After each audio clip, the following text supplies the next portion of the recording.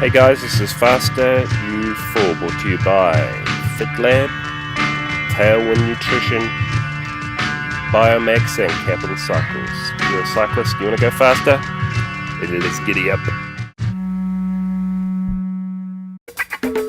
Hey guys, thanks for watching. I got an offer for you. Biomaxa.co.nz. Head along, fill up your trolley. More lubrication than a 70s porno. You're going to rock up to the cart. You're going to enter the code. Here it comes. Steve Bale FitLab. That's capital S, capital B, capital FitLab. You know what to do. You're going to get 10% off everything in that cart.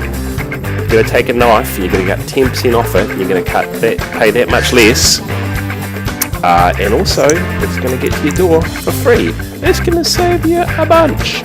You're gonna get some chain lube. The Biomax chain lube made in Christchurch.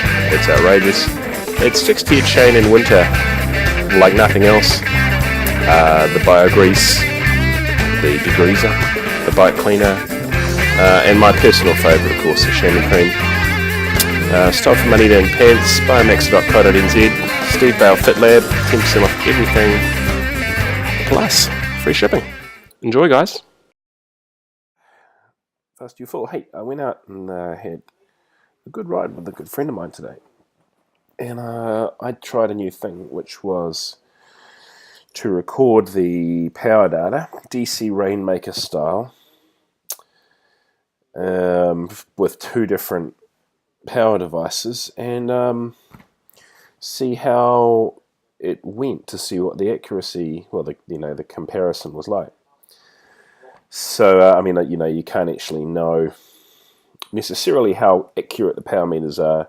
Then again, if you look back at my previous videos, I did a bit of a test on a hill climb where I could control for a lot of variables to determine whether they were pretty accurate. And I did determine that they were accurate, both of these power meters, the Quark and the Power Tap that I use, to within 3% as they advertise. So, if you want me any more on that, look at the previous video I did. But today, I went out, I had my Cannondale Super 6 Evo, rocking my training wheels today, which have a Power Tap hub, Power Tap SL hub, and I recorded the data from that with the Garmin device, and then I recorded with my phone the data from my Quark, which is on the crank.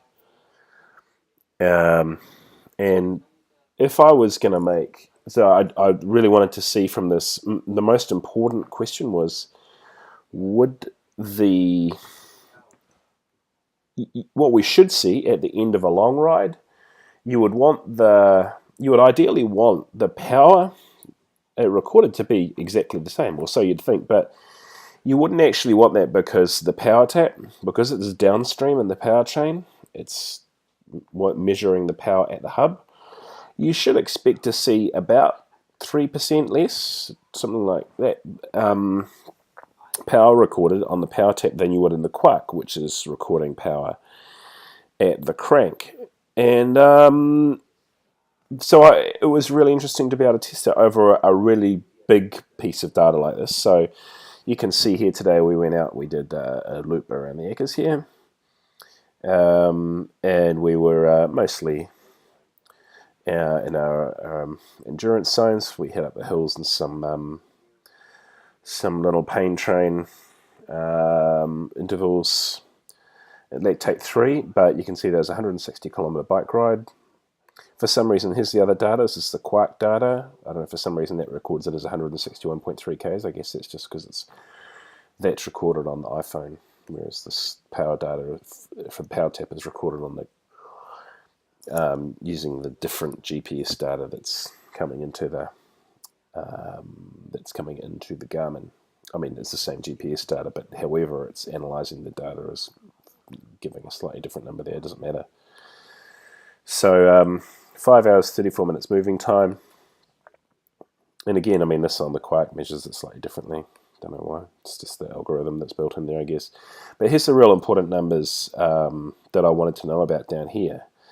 So we look at power, the raw average power, according to the power tap, the hub, 221 watts. Okay, so let's flick over to what the Quark recorded here, average power, 224 watts. So what does it say? 224 versus 221. Okay, so if we go over here, 224 minus 3%, what does that give us? 217. Now, just bear in mind that my drivetrain on both of these bikes, but on both my bikes, but on this bike is brand new and very clean. So you probably expect maybe closer to 2% powertrain loss. So let's change that to 2%. We get 219. So the hypothesis would be that if they're measuring the same data, you should be seeing, if they're measuring it within the same range of accuracy, you should expect to see on the power tap about 2% fewer watts. Okay, and so 2% fewer would be 219. Actually, rounded up, it should be 220 because it's 0.52, so call that 220. And what do we see? 221. So that's within 1 watt. So, you don't know if that's just because the drivetrain was very new and it's set up really nice and it's highly efficient, giving us another, 0.2% efficiency there or something like that. I don't think any of that's really important.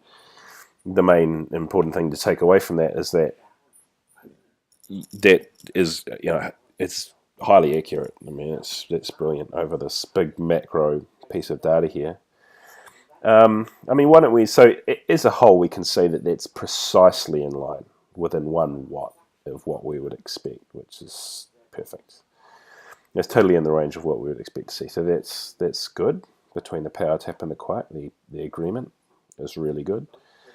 Why don't we just look at a couple of little sectors just to get an idea of, not micro data, but what a slightly shorter period would look like. There's a climb here, Paikokariki Hill. It's 3-kilometer climb. Took 14 minutes. It's an average gradient of 7%. Okay, so according to the data here on the power tap, recorded 300 watts exactly. Okay, so on the Quark, so we should expect to see for that climb on the Quark, we should expect to see, so 1% more than that would be 303 to 306, something like that. Okay, so I'm going to guess 305, something like that. What we should expect to see on the Quark. Let's have a look. What do we see? Here it is. We see 30. Oh my God! Look at that, 305. So that's a much smaller piece of data. Of course, it's a 6-hour ride versus just a 14-minute climb, and you can see that's exactly in line with what I'd expect to see. Let's look at something a bit different. Let's look at this descent. I don't know what this is going to say. I haven't looked at this, so it'll be interesting. So on the, what did I just have? On the Quark, on that descent, obviously how the power is being applied is much different because it's on and off. It's a much lower amount of power, 230 watts average, but you can see the power output is much more stochastic. Well, let's see how that turned out. We're on the Quark, we see 231 watts average for that descent, 18 minutes there. So I'm guessing we should see, a few watts fewer than that. Maybe if the hypothesis holds, we should see maybe 227 or something like that. So let's have a look. Here's the descent, and we see 221. There we go. 221. So again, it's slightly wider. I mean, it's actually a 10 watt difference, but still, that's very good. I mean, for a much more stochastic piece of data. Okay, let's do 1 or 2 more. Let's look at this whole period of time, which is now. Why don't we look at something that's flat-ish? So you can see here, Haywards Lights to Ferguson Drive. That's 12 kilometers, an average of 0% gradient, 22 minutes. Okay, so this is just flat, sitting there in our endurance zone. Power tap says 244 watts, so we should expect to see slightly more than that on the Quark because it's measured at the chainring. I'm going to guess, I don't know, 248. So let's have a look. What was the section called? It was called Hayward's Lights to Ferguson Drive. Hayward's Lights to Ferguson Drive, 250. So what did I guess? 248? It's actually 250. So again, that's very good. I mean, that's certainly within that 2-3% probably that we expect to see there. So, you know, for a big ride, it's perfectly accurate. For a shorter climb, it's perfectly accurate. For a descent, for a flat. So, yeah, I think that that's just showing that between those two devices anyway, and those conditions, they have essentially perfect agreement. Is what you'd expect to see. Now, I realise the nitpick is you're not going to know. There's no way to control in this, like just thinking, you know, trying to pick my little theory apart.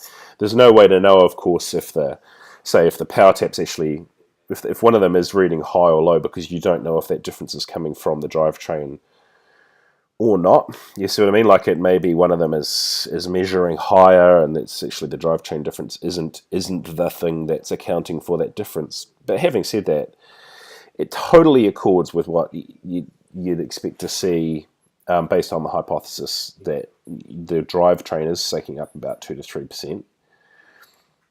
And no, it's not perfect, but it's an interesting little experiment, I thought. So there you go. I will drop it there. Thanks for watching. Thanks for watching / listening to Fast You Fall, brought to you by FitLab, Capital Cycles, Tailwind Nutrition and Biomaxa. If you'd like to get in touch for a coaching program or testing, you can get hold of me, steve@fitlab.co.nz, or go to fitlab.co.nz. Talk soon, guys.